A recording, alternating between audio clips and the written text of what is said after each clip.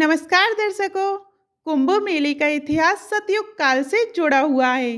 कुंभ का आयोजन हर 4 वर्ष के अंतराल में किया जाता है तथा हर 12 वर्षों के बाद महाकुंभ का आयोजन किया जाता है। कुंभ के आयोजन के बीच में इतने वर्षों के अंतराल को देखकर बहुत भक्तों के मन में ये शंका उठती है कि आखिर इसके पीछे के तथ्य क्या हैं। दरअसल कुंभ मेले की कथा समुद्र मंथन से जुड़ी हुई है, जो सतयुग में देव और दानवों के बीच हुआ था।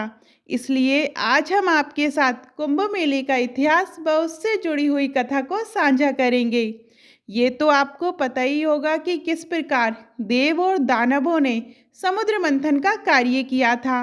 उस दौरान क्या क्या घटित हुआ था। हालांकि बहुत से लोग केवल यही जानते हैं कि समुद्र से निकला विष भगवान शिव ने पी लिया था। फिर जब उसमें से अमृत निकला तो उसके लिए देव और दानवों के बीच संघर्ष हुआ था और उस संघर्ष का समाधान भगवान विष्णु ने मोहिनी रूप लेकर किया था। हालांकि भगवान विष्णु के मोहिनी अवतार लेने से पहले ही देव और दानवों के बीच 12 दिनों तक युद्ध हुआ था।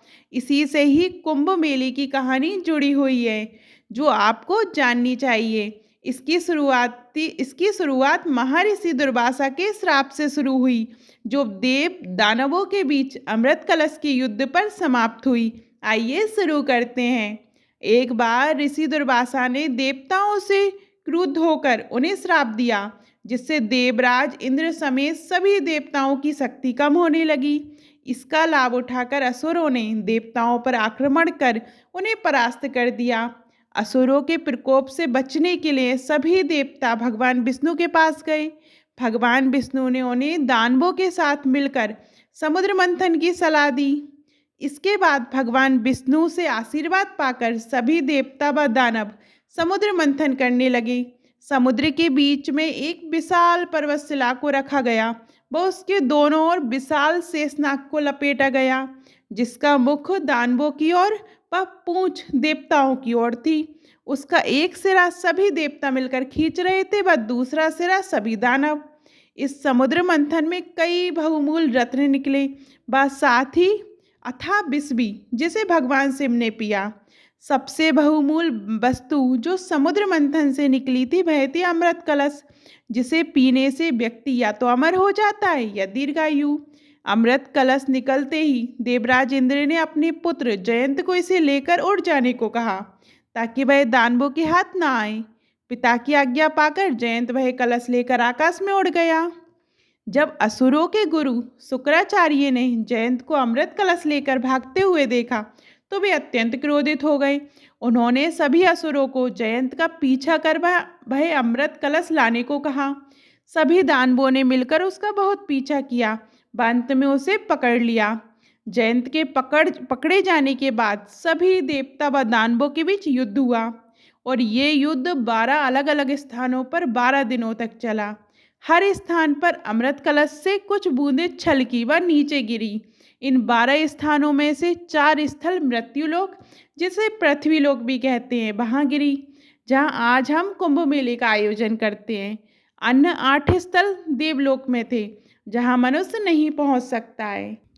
12 दिनों तक भीषण युद्ध चलने के बाद भगवान विष्णु ने मोहिनी नामक स्त्री का अवतार लिया, जो बहुत सुंदर नारी थी। उसने देवता व दानवों से अमृत कलश लेकर उनका युद्ध शांत करवाया। ऊपर आपने एक तरह से कुंभ मेले के इतिहास के बारे में मैंने आपको जानकारी दे दी है।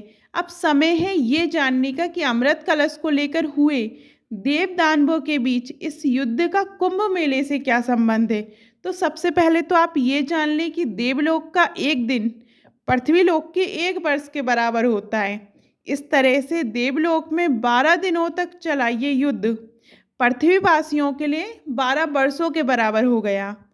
आपने ये भी जाना कि जब ये युद्ध चल रहा था तो अमृत कलश में से 4 बूंदें पृथ्वी लोक पर गिरी थी और ये 4 स्थान हरिद्वार, प्रयागराज, नासिक व उज्जैन थे।